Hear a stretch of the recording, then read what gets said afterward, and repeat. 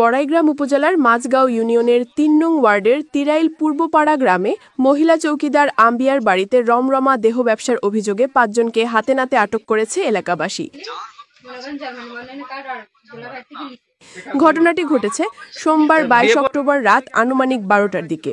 স্থানীয় সূত্রে জানা যায়, তিরাইল গ্রামের মৃত রহমানের মেয়ে ও স্থানীয় মহিলা গ্রাম পুলিশ আম্বিয়া দীর্ঘদিন ধরে তার নিজ বাড়িতে অনৈতিক দেহ ব্যবসা পরিচালনা করে আসছিলেন। এই ঘটনার স্থানীয়দের মধ্যে ক্ষোভ সৃষ্টি হলে সোমবার রাতে তারা পরিকল্পিতভাবে অভিযান চালিয়ে কয়েকজনকে হাতে নাতে আটক করে।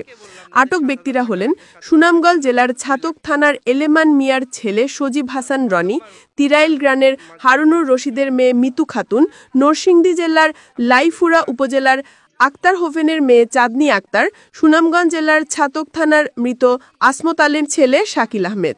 স্থানীয়রা বলেন, আম্বিয়া দীর্ঘদিন ধরে এ কাজ করে আসছে। আমরা বহুবার বাধা দিয়েছি, কিন্তু সে থামেনি। অবশেষে আজ হাতে নাতে ধরা পড়েছে। পরে ঘটনাটি স্থানীয়রা বড়াইগ্রাম থানা পুলিশকে জানালে পুলিশ দ্রুত ঘটনাস্থলে পৌঁছে আটককৃতদের থানায় নিয়ে যায়। প্রতিবেশীর কাছে তুলে দিব, তাহলে তুমি এর বিয়ে করে আমার দুলাভাই ফোন দেবো যে তোমাদের এদিকে আমি ওদের ওনার আব্বু আম্মুর সাথে আমার দুলাভাইয়ের কথা বলছে, আমার আম্মুকে রাজি করেছে, আমার আম্মু রাজি হচ্ছে। তারপরে ও আমি চলে যাইতে উনি বলছে যে আমি পুলিশ তোমাদেরকে। কোন মেয়েটা বলছে পুলিশ? ওদের কথা কাটাকাটি হইয়া তারপরে আমার দুলাভাই বয়টা জন্মদিন বাংলা ভাষা ভালো করতে আমি কোন পুলিশ আমি সবকিছুই বলছি এখানে আছে আবার পাটাইয়া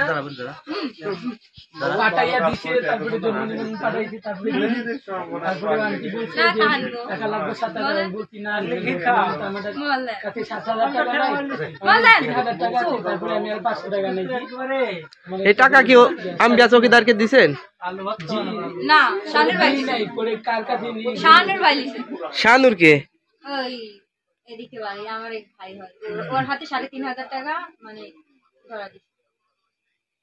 তারপরে আর ফ্যামিলি কত বিষয় আলোচনা রাখো। তারপরে হচ্ছে গিয়ে আরে কইতে আমি কিন্তু পুলিশ ব্যান্ডি রাখছি।